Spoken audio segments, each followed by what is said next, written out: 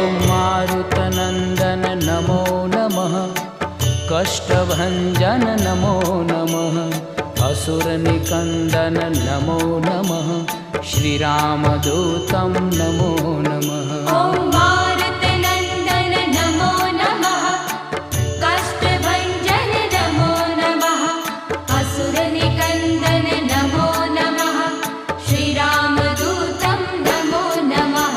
ॐ मारुतनन्दन नमो नमः, कष्टभञ्जन नमो नमः, असुरनिकन्दन नमो नमः, श्रीरामदूतं नमो